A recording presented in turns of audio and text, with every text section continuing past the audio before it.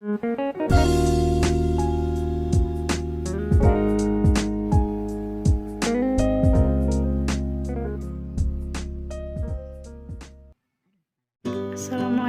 warahmatullahi wabarakatuh. Kembali lagi dengan saya dan selamat datang di channel YouTube ini. Nah, kali ini saya akan menjelaskan materi dari keuangan dan perbankan yang berjudul tentang fungsi intermediasi perbankan. So, kalian stay tune terus di channel ini ya guys. See you.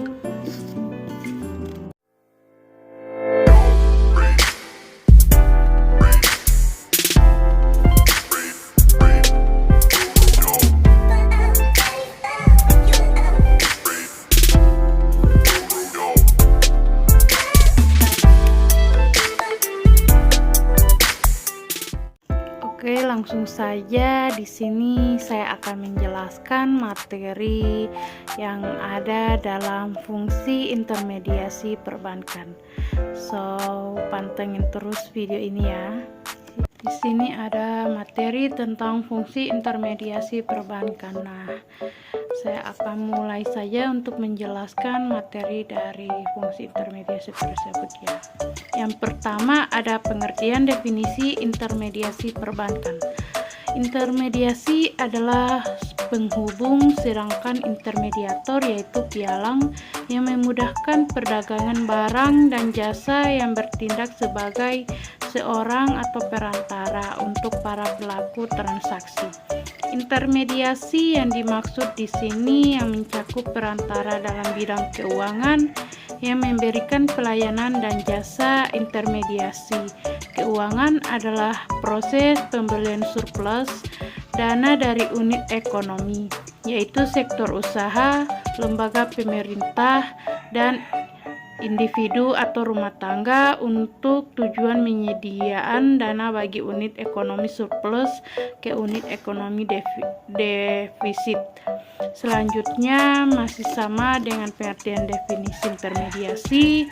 Fungsi bank sebagai lembaga intermediasi khususnya dalam penyaluran kredit mempunyai peranan penting bagi pergerakan roda perekonomian secara keseluruhan dan memfasilitas pertumbuhan ekonomi, di mana level ekonomi makro bank merupakan alat dalam menetapkan kebijakan moneter, sedangkan pada level mikroekonomi bank merupakan sumber utama pembiayaan bagi para pengusaha maupun individu.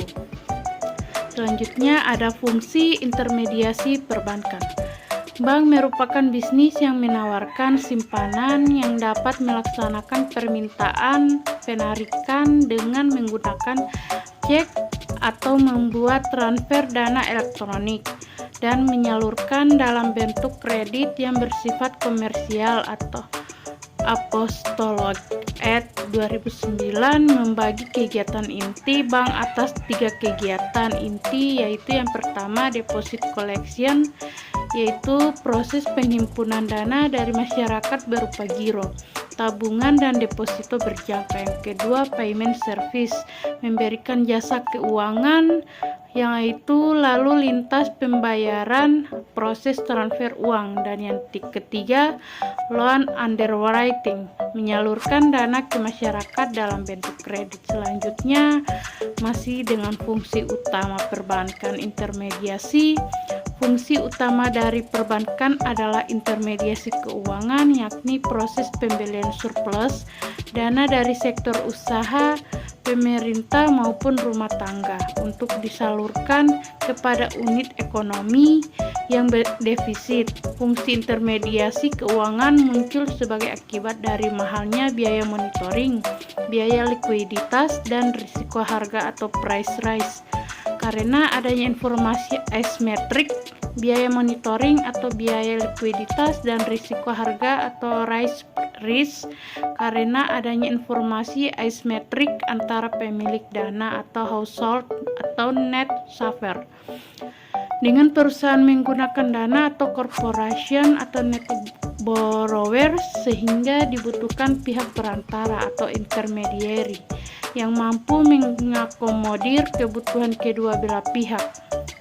Lebih lanjut, Sauder 2008 mengemukakan bahwa fungsi dan peranan intermediasi keuangan yaitu pertama, function as broker, yang kedua, function as asset transformer, yang ketiga, role as delegate monitor, dan yang keempat, role as information producer. Selanjutnya ada masih sama dengan penjelasan yang kedua, fungsi intermediasi perbankan telah mengalami perubahan akibat adanya perubahan lingkungan ekonomi dan perkembangan pasar keuangan, terutama terjadi di negara-negara maju seperti negara-negara di Uni Eropa.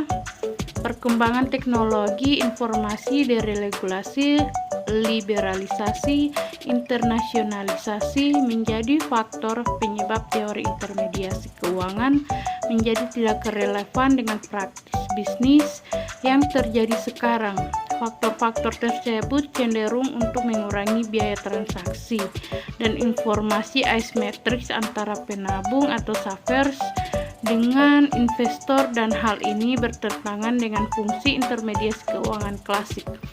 Fungsi intermediasi dapat dilaksanakan dengan optimal jika didukung permodalan yang memadai, karena meskipun dana pihak ketiga yang dihimpun sangat besar, namun apabila tidak diimbangi oleh tambahan modal, maka bank akan terbatas dalam menyalurkan kredit. Selanjutnya,